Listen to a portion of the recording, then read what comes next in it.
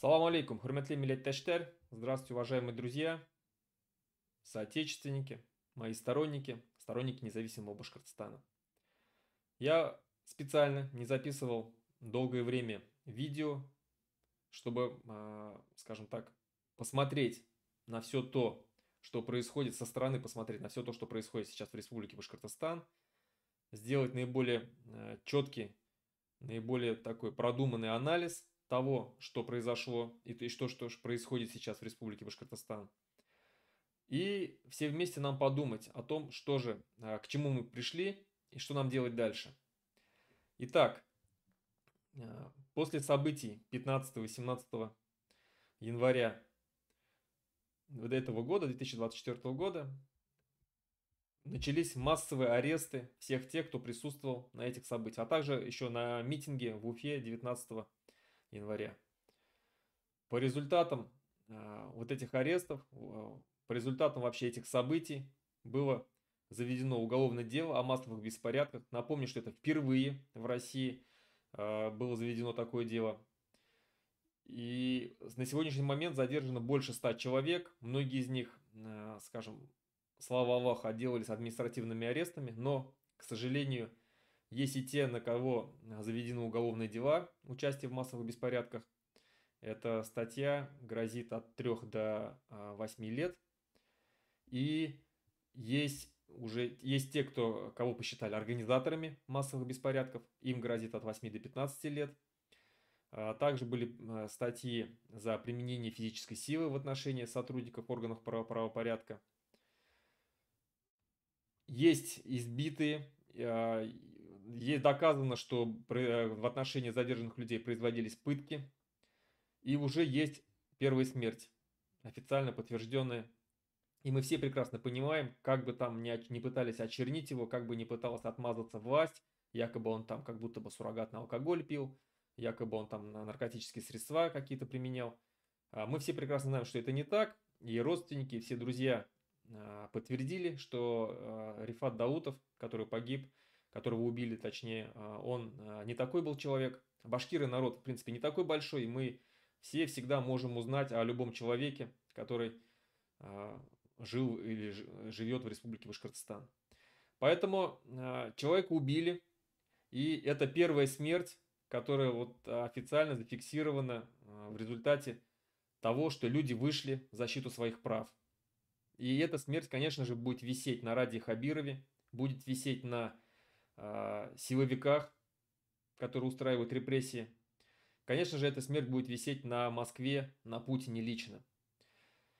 Теперь по поводу того, кто организовал все это. И сейчас, конечно же, власти, с самого начала власти пытались все это, скажем так, обвинить, да, во всех этих массовых выходах людей, как они это называют, массовыми беспорядками. Я же считаю, что это был выход людей в защиту своего собственного достоинства, потому что, когда судили Фаиля Алсынова, это Фаиля судили не только за то, что он сказал там на сходе, да, Фаиля судили в самом Фаиле Алтынове судили весь башкирский народ. Судили башкирский язык, судили башкирскую экологию, которая сейчас подвергается хищническому разграблению.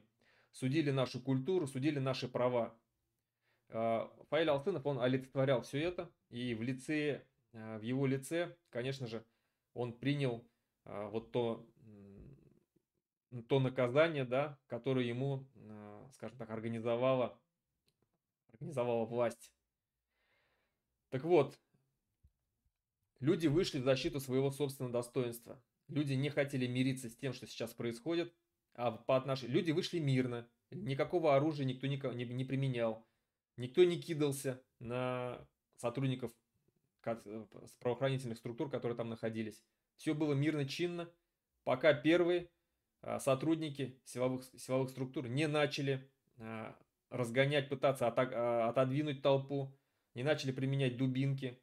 Провокаторы, как мы видели, начали кидать глыбы льда. Я сперва, когда говорил, что провокаторы были невыгодны Радию Хабирову, но я также считаю, что до сих пор, конечно же, провокаторы самому Радию Хабирову были невыгодны, но выгодны были именно силовым структурам, которые вот воспользовавшись всей этой ситуацией, возбудили впервые, еще раз говорю, в России статью о массовых беспорядках, чтобы максимально попытаться запугать, задавить башкирский народ через эти статьи. Сейчас власть, конечно же, сразу же попыталась обвинить во всем Запад, НАТО, меня в том числе, сепаратистов. Всех назвали сепаратистами, всех назвали экстремистами, всех назвали тем, что якобы, что Фаиль Алсынов хотел отделиться от Башкортостана. Конечно же, это не так, и этого он никогда не говорил. И на организацию Башкорт навесили этот ярлык, что он якобы пытался отделиться от Российской Федерации, что призывал отделить Республику Башкортостан. Это тоже неправда, и это вы нигде не найдете. И даже в суде в самом все их факты, они просто надуманные были. Ничего подобного организация Башкорт никогда не предлагала и не выдвигала. Поэтому сейчас кстати, многие люди, жители Республики Башкортостан, многие пострадавшие люди сейчас пытаются, понимая о том, что они не могут открыто обвинять власть во всем, тем более Путина, да, тем более там силовых структур, которые сейчас проводят массовые репрессии, они, скажем так, им было удобно точно так же подхватить вот это вот обвинение со стороны Хабирова в отношении меня, и тут же начались на меня нападки, что это да, это я виноват, что это я привел к тому, что вот всех посадили. Но, конечно же, это звучит нелепо, звучит по-детски, потому что это действительно не так. Люди вышли не из-за меня. Представим, что меня не было. Вот, допустим, представьте, что меня нету, я не участвую никакой в политической деятельности, я там либо нахожусь в тюрьме, либо там я умер, либо я живу в Республике Башкортостан, но отошел от всех дел, как, ну, допустим, как известный татарский общественник Руслан Нурдинов. Вот представьте, меня нету. И что, народ не вышел бы, что ли, за Фаиля Алсынова? Точно так же вышел бы. И точно так же бы власти применили бы силу. Потому что мы помним, что 19 января в Уфе на площади Салавата Юлаева против людей, которые мирно танцевали, читали стихи, точно так же применили силу. И причем здесь вообще я? То есть вот тем людям, которым удобно, которые понимают все, что происходит в этой стране, но не могут сказать открыто и со злобы, пытаясь выместить на ком-то злобу, они тут же, конечно же, нашли, как говорится, козла отпущения, да, вот, и решили всю вину свалить на меня. Но я, в принципе, конечно же, можете валить на меня все это, можете меня обвинить, сделать главным врагом, да, что это я все во всем виноват. В принципе, на самом деле история, конечно же, разберется, как все было на самом деле, какие были причины выхода людей и почему все так произошло. Теперь давайте подумаем над тем, что сейчас происходит, да, и кто в этом во всем виноват. Конечно же, виноват здесь в основном Ради Хабиров, вся его политика неумная, политика всех его приближенных советников, так называемых, по внутриполитическим делам. Тот же самый Азат Бадранов, который ответственный был за внутреннюю политику Республики Башкортостан и который сознательно делал раскол среди башкир, который сознательно преследовал башкирских национальных активистов. Это, конечно же, Шамиль Валеев, точно так же админ телеграм-канала Техас Хабирова. Кстати, Азат Бадранов — это основатель этого канала, который по его приказу был создан этот канал сразу же с приходом Ради Хабирова главу республики. Это и Арслан Нигаматьянов, это все вот те люди, это Урал Кельсинбаев, это вот все те люди, которые непосредственно сами башкиры, которые сами думали и думают до сих пор, что они разбираются во внутренней политике Республики Башкортостан, что они здесь знают глубинный народ. И вот то, что они нашептывали Радию Хабирову, как себя вести, как вести с башкирами, как вести себя с национальными активистами, это все привело к тому, что мы сейчас видим, во что вылилось. И вот эти вот, вы можете посмотреть Техас Хабиров за все эти 5 лет, да, этот канал, телеграм-канал, что он писал. Он же постоянно сознательно провоцировал людей. Он сознательно оскорблял всех башкирских оппозиционеров, всех башкирских активистов, экологов. Практически каждый, никто не обошел вниманием никого они не обошли вниманием. Практически про всех они писали там грязные вещи, сознательно оскорбляли их, тем самым сознательно делая раскол, сознательно провоцируя людей на конфликт в будущем. В итоге конфликт произошел. Это советники, еще раз говорю, Ради Хабирова. Арслан Нигаматьянов тот же самый человек, который несколько раз сознательно провоцировал людей, устраивал провокации, да, и с газовым баллончиком мы помним. И Фаиля Алтынова он встречал в аэропорту, где к нему его провоцировал там, пытаясь, чтобы тот, скажем так, сказал какие-то слова, да, за которые можно было потом его посадить, или сделал бы какие-то действия, специально провоцировал его. Долгое время это видео об этом есть. Мы помним, как он говорил о татарах, о башкирах, что у нас ублюдская культура. И ничего ему за это не было. Это же было сознательно.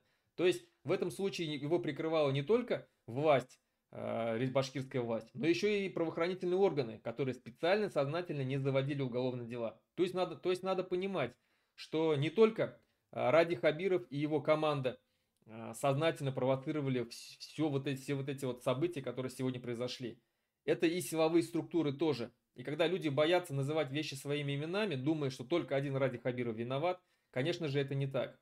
Здесь сошлись в своем желании, скажем так, уничтожить башкирское национальное движение в Республике Башкортостан, уничтожить экологическое движение в Республике Башкортостан, желание и Ради Хабирова с его командой, и силовых структур в лице ФСБ и МВД, и, конечно же, Москвы.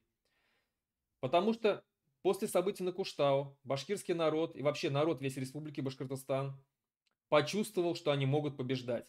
Почувствовали, что они могут отстаивать свою экологию, свою землю, свои права и интересы. И последующие события это прекрасно показали. На событиях на Каркатау, вспомните, да, там собралось около 5000 человек. Правда, это не стало таким массовым событием, которое вылилось там за пределы Российской Федерации, там, да, или вообще по Российской Федерации в СМИ, чтобы это сильно звучало. Нет, ничего подобного не было, потому что все закончилось мирно. Но тогда башкиры, и вообще все жители Республики Башкортостан, жители Заурали смогли отстоять хребет Каркатау. Мы помним и в Тимясово, как собирались несколько тысяч человек, да, и в Ишмурзино. Вспомните, как в Ишимбайском районе от французских предпринимателей, которые пытались забрать земли, которым, точнее, башкирская власть пыталась отдать земли под производство, да, меда, под добычу меда французским инвесторам. Сколько тогда людей вышло, тоже смогли отстоять. То есть все вот эти события, конечно же, им не нравилось, и власти башкирской не нравилось, и сотрудникам силовых структур не нравилось, что вот такой весь многонациональный народ Республики Башкортостан смог объединиться в отстаивании своих прав. Образовались лидеры, образовались определенный круг лиц, которые непосредственно постоянно выезжали на те или иные события, выступали там. Когда Ильдара Юмагулова избили, сход был большой, и там пытались провоцировать люди Азата Бадранова. Эти же люди, конечно, и, как мы знаем потом, и избили самого Ильдара Юмагулова. Но в итоге наказали только тех, кто избивал, а заказчиков не тронули. И в этом тоже есть, скажем, в этом тоже силовые структуры смогли повлиять на это, конечно же. То есть в этом тоже виноваты силовые структуры Республики Башкортостан. Так вот, вот эти силовые структуры ФСБ, МВД, видя, как происходят сходы, как происходят собрания граждан по несколько тысяч человек, они, конечно же, пишут докладные свои отчеты, там, я не знаю, еженедельные или ежемесячные, и отправляют в Москву. В Москве все это видят, анализируют и делают свои выводы. И именно поэтому, конечно же, Москва все знала прекрасно, что здесь происходит. И когда наивные наши люди думают, что вот они, нужно только, оказывается, достучаться до Москвы, нужно только все рассказать им, и вот приедет оттуда команда, которая разберется, и там великий наш вождь Путин приедет или лично там выступит, как на Куштау, чтобы защитить народ. Этого не произойдет, потому что Путин сам весь в этом замешан. И когда на Куштау он выступил, Там он выступил только потому, что там есть его интересы были.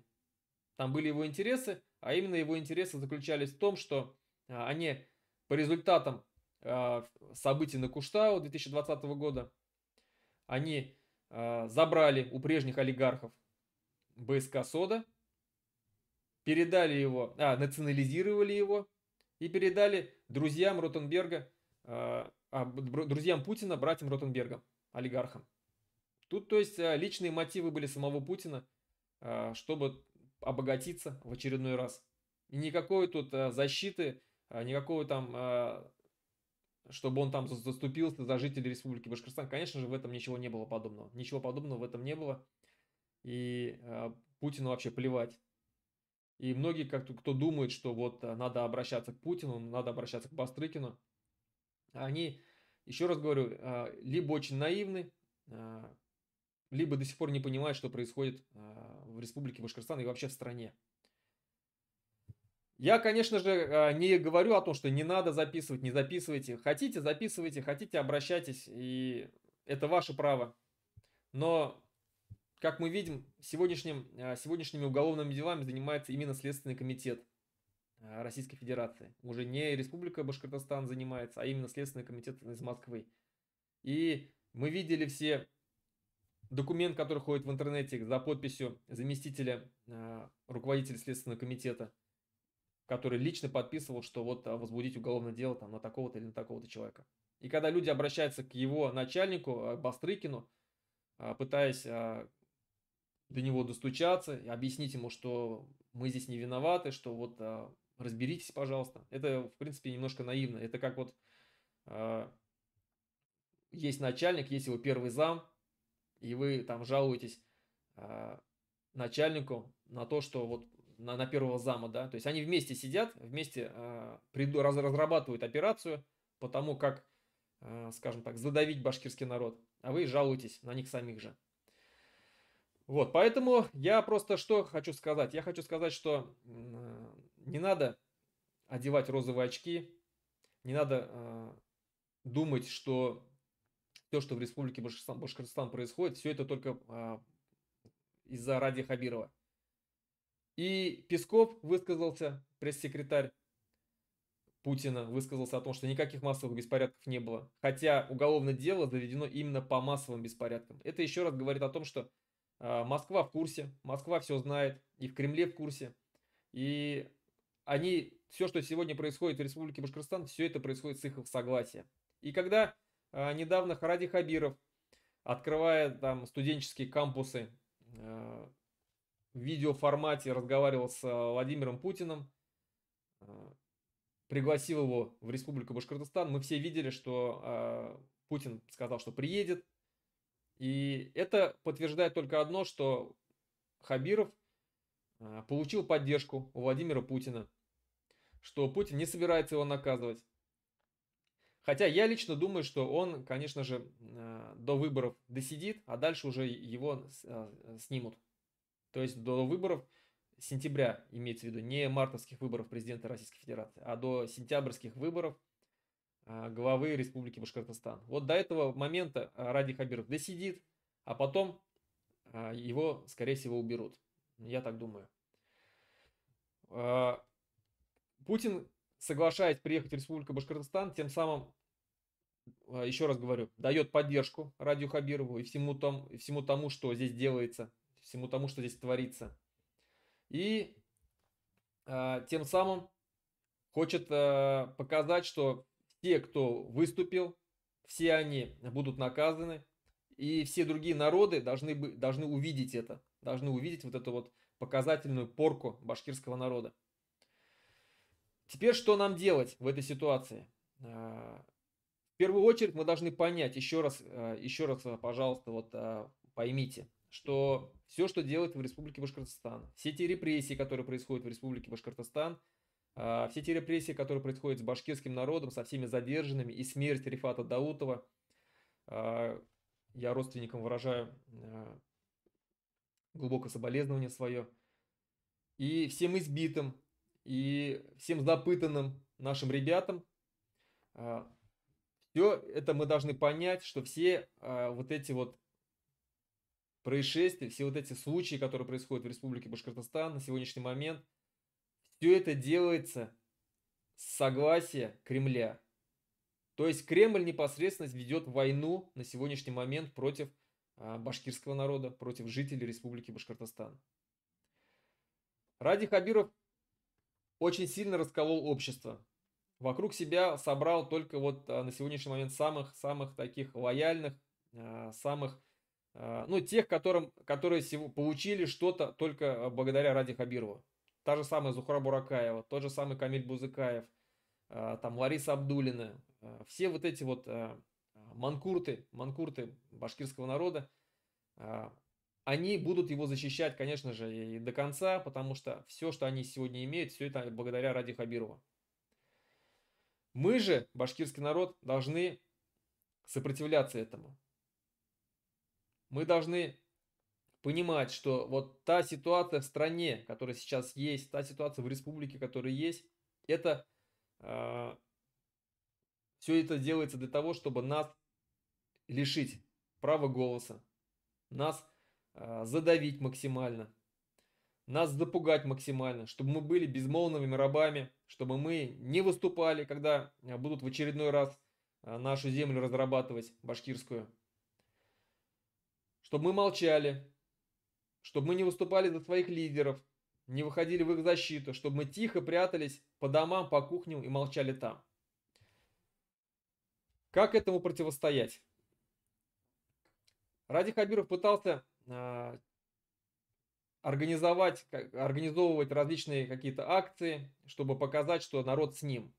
Мы видели все митинг вот этот провластный, который они собрали через приказы, да, через угрозы увольнения или отчисления студентов. Мы видели, как себя народ вел на этом митинге, которым было плевать на самом деле на Ради Хабирова. Мы видели, как он организовывал встречу в западных районах Республики Башкортостан, куда приехал. Кстати, он хотел сперва ехать в Хайбулинский район, но в последний день передумал. Почему? Потому что понимал, что ему там будут задавать неудобные вопросы. Поэтому он поехал в западные районы, где собрали подготовленных уже заранее бюджетников, и которые как будто бы осудили действия в Баймаке. Мы видели, как он организовал встречу с блогерами, куда на самом деле не пришли самые настоящие народные блогеры башкирские и не поддержали Ради Хабирова. Там было 3 или 4 человека. Ну, меня, конечно, там больше всего разочаровал. Из всех разочаровал, конечно же, Шагид Хаматов. Увы, я думал, что он с народом. Оказалось, что он с Радим Хабировым, что очень печально. Так вот, то есть это говорит о чем? Все вот эти действия говорят о том, что Ради Хабиров не уверен в своей поддержке народа, знает, что этой поддержки нету, пытается максимально показать там перед Москвой, что вот его поддерживают. На самом деле это не так, и мы все это знаем, мы все это прекрасно видим, что это не так. И раскол произошел, и этот раскол не уберется уже никогда. На Ради Хабирове будет висеть смерть Рифата Даутова. На Ради Хабирове будет висеть все те задержанные ребята наши, все эти дела по задержанным ребятам, и уже которые сидят, и Айрат Дильмухаметов, и Рамиля Саитова, и Фаиль Алсынов, и Лилия Чанышева, и Рустам Фарареддинов, и многие другие. И многие и сегодня, да, вот больше 30 человек, которые сейчас на данный момент уже проходят по уголовным делам. Все это будет висеть на Ради Хабирове. И еще раз повторю, все это висит, конечно же, будет висеть не только на Ради Хабирове, но и на Москве, потому что все, что здесь происходит в Республике Башкортостан, все это происходит с согласия Москвы.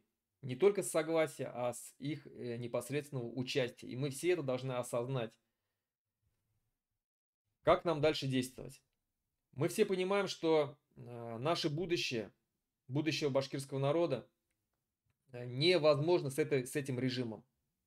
Просто логически, если рассуждать, все, что сейчас происходит в стране, все это во вред башкирскому народу. И та война, которая идет, которую ведет Россия против Украины, это тоже во вред башкирскому народу, потому что на этой войне умирают наши мужчины, это люди, у которых есть дети остаются сиротами, жены остаются вдовами. это нам никакую пользу. И даже если Россия выиграет эту войну, мы тоже, башкиры, от этого никакой пользы не поимеем. Ну, а какую пользу мы поимеем от того, что мы захватим Украину? Ну, вот что от этого башкирам? Язык разрешат башкирский вновь изучать в школах? Нет. А, перестанут природные ресурсы наши разрабатывать без согласия местных жителей? Нет, абсолютно нет. Вернут нам Конституцию 1993 года, где было написано, что все природные ресурсы принадлежат многонациональному народу Республики Башкортостан? Тоже нет. Договорные отношения вернут? Тоже нет. Президента нам вернут? Тоже нет. Освободят наших политических деятелей? Тоже нет. Ничего нам не вернут. Мало того, санкции не снимут, соответственно, экономика будет точно так же находиться в заднице, которая она сейчас находится, и с каждым днем все это усиливается и усиливается, да, вот эти вот центробежные силы. Вся экономика уходит в упадок, впадает в упадок. Все это будет продолжаться, даже если мы победим. Но Россия не победит, она проиграет. Она проиграет, потому что невозможно победить весь цивилизованный мир. И с ней проиграет, конечно же, и Ради Хабиров со своей властью. И вот здесь у нас будет шанс. У нас будет шанс, наконец-то, преобразовать все то, что сейчас происходит в Республике Башкортостан.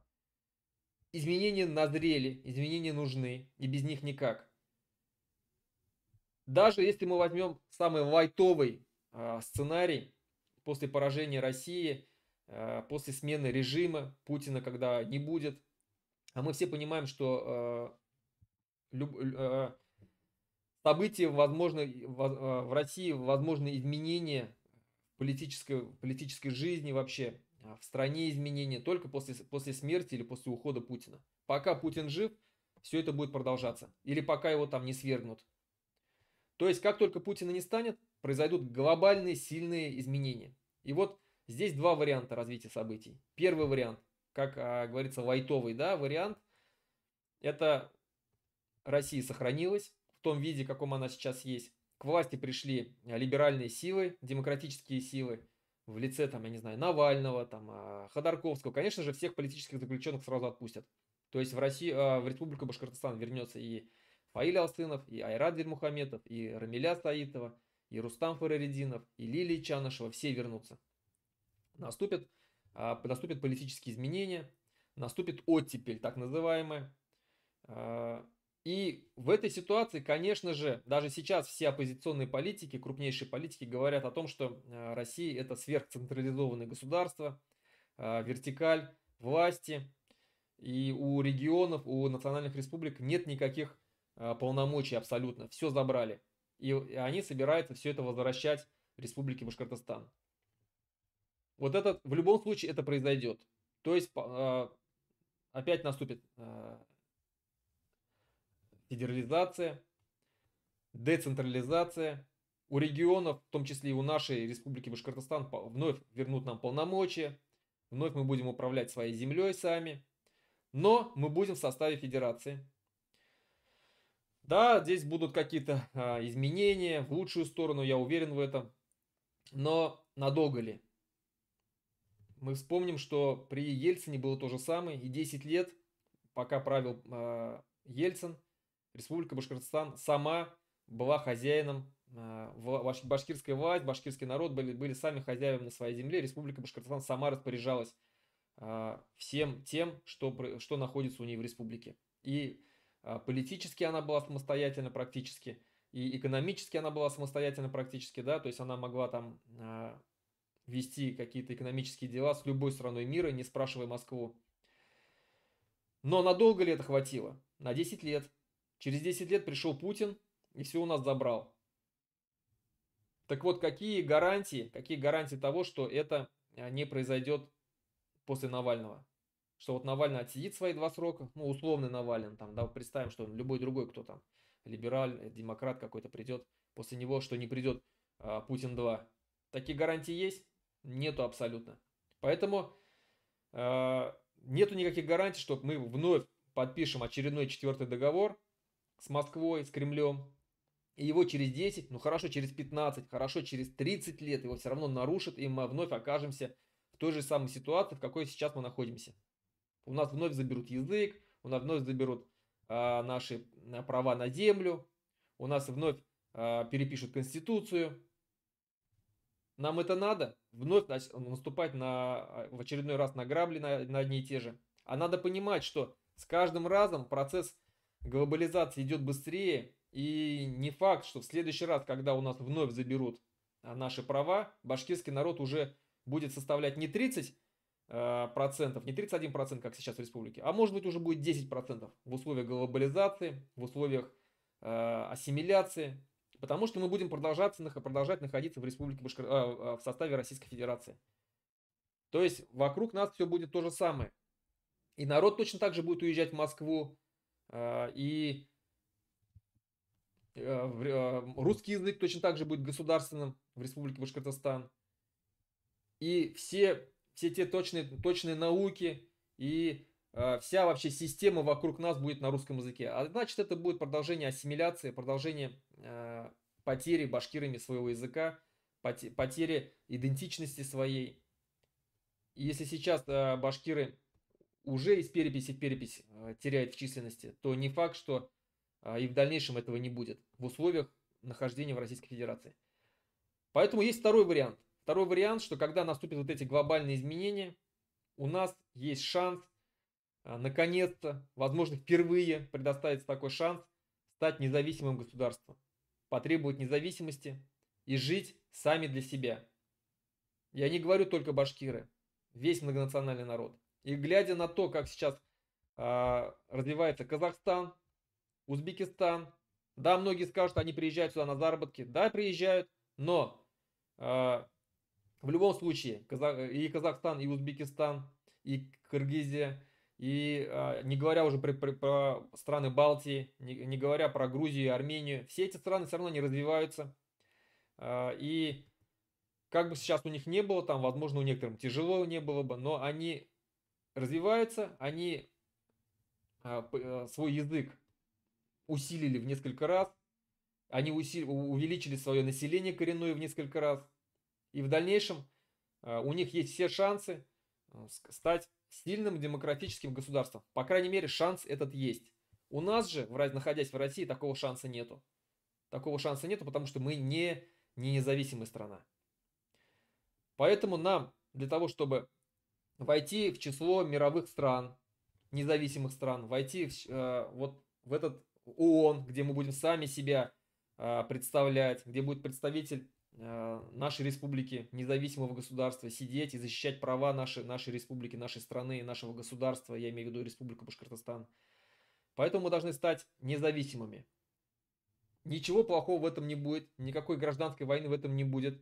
Те, кто не согласен будет с независимостью, кто против этой независимости, они точно так же уедут из Республики Башкортостан, как уехали из Казахстана, как уехали из Узбекистана, Киргизии, как уехали из Эстонии, Латвии, Литвы, Азербайджана, Грузии, Армении, в Россию вернулись.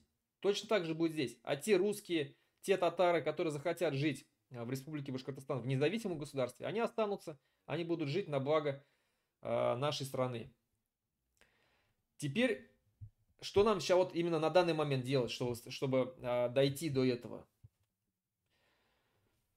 Конечно же, мы не можем взять в руки оружие взять в руки и выступать сейчас против вот этой вот Москвы, против этого режима путинского. Потому что у нас нету таких сил, у нас нету оружия. И сейчас вообще сама Россия, сам этот режим репрессивный, он очень силен, и, конечно же, нас задавят. Мы видели, когда башкиры вышли, и когда Алтынай Валитов сделал обращение к другим народам, чтобы поддержали, нас никто не поддержал. Соответственно, мы не можем рисковать своим народом, выходить, там, организовывать какое-то восстание, чтобы стать независимым государством. У нас сейчас для этого нету никаких условий и нету никаких сил, как я сказал. Но мы можем жить с мыслями о независимости, с мыслями о свободе, с мыслями о том, что рано или поздно Республика Башкортостан будет независимое, суверенное государство. И уже сейчас считать Москву, считать всю эту систему, которая окружает нас, путинскую систему, всю эту российскую террористическую систему, как что-то чужое. Мы должны относиться к этому как к чему-то чужому, как к чему-то тому, что нас не касается. Так жили, это путь ненасильственного сопротивления называется. Запомним это слово, ненасильственное сопротивление. Мы должны всем своим видом показывать, что мы ничего общего не имеем с Москвой. Москва для нас это что-то далекое и чужое. Что для нас, у нас есть родина, Республика Башкортостан, и все, это только она наша. Все остальное это не наше. Как это делать? Как показывать свое ненасильственное сопротивление? Если вы делаете свою работу в бюджетной сфере, делайте эту работу плохо.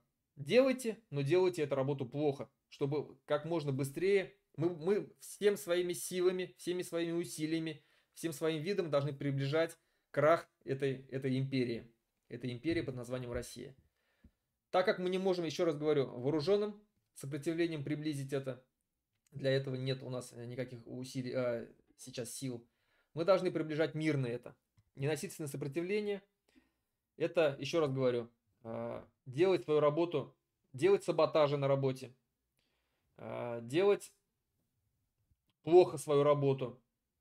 Конечно же, не так, чтобы вас уволили, но и не надо рьяно стараться, бежать впереди паровоза, давайте я это сделаю, давайте я на себя возьму эту ответственность. Не надо ходить на митинги провластные, даже если вас зовут под угрозой увольнения. Всегда можно найти способ отвынить от этого митинга, от этого какого-то собрания, какого-то, да, собрать какие-то подписи в чью-то поддержку. Всегда можно там взять больничный, придумать какую-то отговорку. То есть стараться максимально избегать любой поддержки власти. Если вы в совершенстве владеете башкирским языком, применяйте его вовсю. Сделайте это главным оружием своим. С татарами можно разговаривать на башкирском языке. Татары могут с нами разговаривать на татарском языке, минуя русского языка. Мы вполне можем объясняться друг с другом без русского языка, нам не нужны переводчики. То есть мы сразу же исключим русский язык из сферы, и больше 50% населения Республики Башкортостан сможет друг с другом разговаривать без башкирского языка. Я имею в виду татары и башкир. Если вас останавливают гаишники за штраф или еще за что-то, разговаривайте с ними на башкирском языке. Требуйте документы на башкирском языке, чтобы вам принесли. Не подписывайте на русском языке, потому что вы на это имеете право. Башкирский язык является государственным языком Республики Башкортостан. Если вас привезли на суд, требуйте переводчика, требуйте, чтобы судья вел заседание на башкирском языке. Пусть система надрывается, пусть система старается. Для этого они сами теперь законы придумали, пусть соблюдают эти же законы. Еще раз говорю, если есть какой-то местный производитель, у которого можно покупать продукты питания, покупать какие-то вещи, покупайте у местного производителя, поддерживайте местных производителей. Не поддерживайте федеральные какие-то точки, такие как Магнит, да, или еще что-то, да. Если есть такая возможность. Если нет такой возможности, то, ну, что поделать, придется, да, то есть там покупать. Но если нет такой возможности, лучше, еще раз говорю, поддерживать местных производителей. Вот Байрам, допустим, да, это там башкирская сеть. Покупайте в Байраме. Если есть какие-то частные магазинчики, лучше там покупайте. Старайтесь избегать всего того, что касается федеральных структур. В общем, и когда с вами разговаривают, когда с вами пытается о чем-то говорить власть, всем видом своим показывать, что вы ненавидите ее. Не надо оскорблять, не надо ругать ее, не надо провоцировать ее. Но всем своим видом можно сказать, что вы для нас чужие. И самое главное, нам всем надо жить с мыслями, что рано или поздно, скорее всего это произойдет рано, чем поздно, эта система рухнет, режим путинский рухнет, и мы станем свободными. У нас появится шанс стать независимым, свободным государством. Всех наших политических заключенных отпустят, потому что пока этот режим у власти, Никто наших политических заключенных, никто наших задержанных ребят не отпустит. Мы сами видим, что их специально этот же режим сажает. Поэтому наше спасение в разрушении этого режима. И сейчас мы можем оказать только ненасильственное сопротивление. Объясняйте это не только, объясняйте это всем своим друзьям, всем своим сторонникам, родственникам.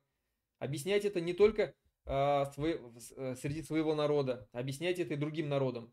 Мы сейчас тоже с другими народами, с лидерами других народов общаемся и будем пытаться это перенести ненасильственное сопротивление на все народы, чтобы во всех национальных республиках взяли это на вооружение и,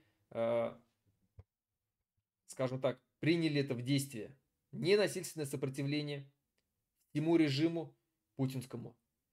Если есть возможность не ехать на войну, обязательно не едьте. А такая возможность есть у всех. Пусть даже уголовный срок 5 лет, 3 года, но это лучше, чем приехать инвалидом или приехать вообще в мешке, да, и оставить сиротами своих детей. Не езжайте на войну, не поддерживайте эту войну. Есть возможность не ходить, плести какие-то там маскировочные сети, там, заливать какие-то свечи. Не делайте этого. Не делайте это. Чем быстрее Россия, поймите, что чем быстрее Россия проиграет, тем быстрее рухнет этот режим. Есть возможность не отдавать деньги на какие-то там гуманитарные грузы в Украину. Не делайте этого. Максимально не делайте. Если вас все-таки заставили что-то там собирать, отправляйте там записки какие-то в этих посылках о том, что башкиры, возвращайтесь назад. Татары, возвращайтесь назад. Это не ваша война. По поводу выборов. Если вы хотите, вот вам реальный шанс снять Хабирова до выборов в сентябре. Скоро у нас выборы президента президента Российской Федерации в марте месяце. Выборы Путина в очередной раз. Мы все это знаем. Так вот, если вы хотите прокатить Хабирова, не участвуйте в выборах. По поводу Надеждина и его участия, голосовать за него или нет, я сделаю отдельный выпуск. Но я скажу так, коротко сейчас скажу так, что если Надеждина зарегистрируют, то это говорит о том, что этот человек спойлер. Потому что любого другого оппозиционного кандидата, который может составить реальную конкуренцию Путину, не зарегистрировали бы. А если человек не может составить реальную конкуренцию, в любом случае выиграет Путин, то зачем за него голосовать? Какой смысл в этом, если все равно Путин выиграет? Почему, если зарегистрируют Надеждина и допустят его до выборов, зачем? Какой смысл в этом? А затем, что Путину нужно показать всему миру, что выборы прошли легитимно. Выборы прошли честно, была реальная оппозиция, и в этой реальной конкурентной борьбе Путин выиграл. Вот что он хочет показать всему миру. То есть ему нужна явка людей, которые будут приходить и голосовать. И камеры на весь мир покажут, что вот посмотрите, сколько людей пришло голосовать. Это Путину нужно. Еще раз говорю, если бы реальную конкуренцию создавал бы Надеждин, если бы он был бы реальным кандидатом, который бы боролся реально против Путина, его бы не допустили. Поэтому это, в моем понимании, это спойлер. И нам не нужно участвовать в этой шулерской игре, где заранее уже мы знаем, кто победит. Поэтому, если вы, жители Республики Башкортостан, особенно башкирский народ, особенно жители Зауралья, после всех этих событий не придете массово на избирательные участки, полностью проигнорируете эти выборы, представьте, что будет стоять избирательный участок где-нибудь в селе Тимясово или в Баймаке, и никто туда не приходит. Никто не приходит, и все. Ну, приходят только бюджетники одни, потому что их уволят с работы, да, если они не придут. А остальные никто не придет. Это сразу же ударит по легитимности Хабирова, по легитимности Путина. Это сразу же Путин просто снесет Хабирова потом, мгновенно. Потому что выборы будут провалены, потому что наш башкирский султанат, электоральный султанат, как его называют, они привыкли давать большие, огромные проценты. Этого не будет. Соответственно, Путин будет злой, и Хабирова уберут. Это вот вам реально то, что можно сделать. Это тоже входит в ненасильственное сопротивление. Поэтому, еще раз говорю, заканчивая, подводя итоги, я хочу сказать, что, друзья, жители Республики Башкортостан, давайте все вместе приближать крах путинского режима. Наших задержанных смогут выпустить только после того, как крах режима Путина рухнет. И Фаиля Алтынова выпустят только после этого. И Айрата Дильмухаметова, и Рамилю Саитова, и Лилию Чанышеву, и Рустама Фаридинова, моего брата. Мы все понимаем, что их отпустят только после того, как режим рухнет. И всех остальных наших задержанных, которых сейчас больше 30 человек, всех их выпустят только после того, как режим Путина рухнет. Нам не нужен этот режим. Нам не нужен этот режим, который убивает нас, который нас пытает, который нас унижает, отбирает наши земли. Зачем он нам? Давайте приближать его конец. Давайте приближать его крах. Давайте сейчас организуем все вместе ненасильственное сопротивление. Жить так, что мы ненавидим вас. Мы ненавидим вашу Москву. Я не имею в виду русских здесь. Русские точно так же не хотят, многие не хотят жить при Путине, при том режиме, что сейчас происходит. Все вместе давайте, весь многонациональный народ Республики Башкортостан, давайте все вместе приближать крах этот. Давайте массово организовывать бойкоты, массово организовывать какие-то забастовки. Имеется в виду мирные, не какие-то забастовки, не выходить на работу. Но если можете не выходить, и вам за это ничего не будет, не выходите. Еще раз говорю, надо максимально саботировать, устраивать саботаж всему. Ненасильственное сопротивление. Вот это наше оружие, которое сейчас должно стать тем орудием по свержению этого режима. Спасибо большое, Дустар. Хау булыгыз, хурмәтле милләттәшләр.